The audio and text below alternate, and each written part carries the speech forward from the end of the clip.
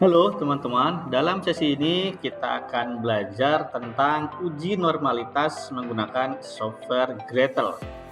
Uji normalitas penting untuk memastikan apakah data memenuhi asumsi distribusi normal yang sering menjadi syarat dalam berbagai analisis statistik. Baik, kita mulai saja teman-teman. Apa itu uji normalitas? Uji normalitas adalah suatu prosedur untuk mengevaluasi apakah dataset yang kita miliki itu mengikuti distribusi normal atau tidak. Uji ini sangat penting karena banyak metode statistik klasik seperti uji T, uji Z, dan juga analisis regresi itu mengasumsikan data berdistribusi normal. Teman-teman semua, ada beberapa metode untuk menguji normalitas suatu data. Di antaranya, kita bisa menggunakan uji Jark-Bera atau JB gitu ya. Kemudian kita juga bisa menggunakan uji Shapiro-Wilk, ini untuk ukuran sampel yang kecil atau di bawah 30. Khusus dalam Gretel, kali ini kita akan fokus kepada uji Jark-Bera untuk melakukan test of normality atau tes normalitas dari suatu data. Langsung saja, masih dengan file yang sama, yaitu file latihan. Misalnya kita ingin melihat apakah variabel pendapatan ini berdistribusi normal atau tidak. Kita klik variabel pendapatan, kemudian di menu kita pilih variabel, kita pilih normality test.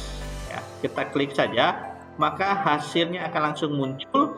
Di sini banyak sekali tes yang bisa teman-teman gunakan, ya, mulai dari Shapiro-Wilk, Dornick-Hansen, Delforce, dan juga Jark-Bera. Kita fokus, mungkin kita pilih salah satu, yaitu Jark-Bera.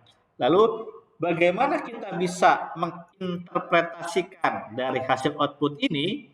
Baik, teman-teman, ketika kita sudah mendapatkan output seperti ini, maka fokus kita adalah kita melihat nilai p-value yang dihasilkan. Di dalam contoh ini, kita mendapatkan nilai p-value sebesar 0,437813 atau kalau kita bulatkan menjadi 0,44.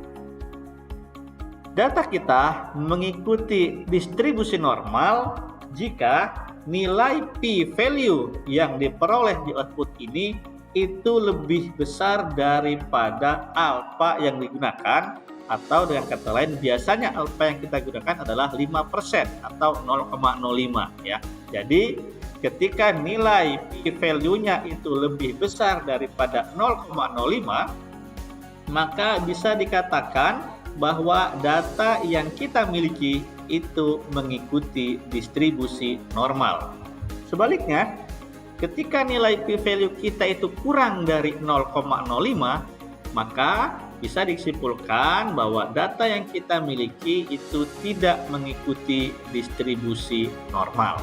Untuk contoh ini, teman-teman semua, kita dapatkan nilai p-value-nya sebesar 0,4378 atau 0,44. Ini tentunya lebih besar dibandingkan dengan nilai alfa, yaitu 0,05. Sehingga kesimpulan yang bisa kita ambil adalah untuk variabel pendapatan ini mengikuti distribusi normal.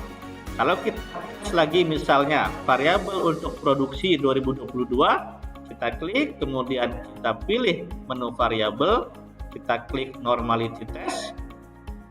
Hasilnya menunjukkan Jark-Bera-nya adalah sebesar 0,028. Kalau kita bandingkan dengan nilai alfa yaitu 0,05, tentunya ini lebih kecil dibandingkan dengan nilai alfa, sehingga kesimpulannya adalah bahwa untuk variabel produksi tahun 2022 datanya tidak mengikuti distribusi normal. Demikian teman-teman semua, bagaimana kita bisa melakukan normality test atau tes normal distribusi di dalam software Gretel. Terima kasih, kita akan berjumpa kembali di tahapan atau di bab selanjutnya. tune terus di Gretel.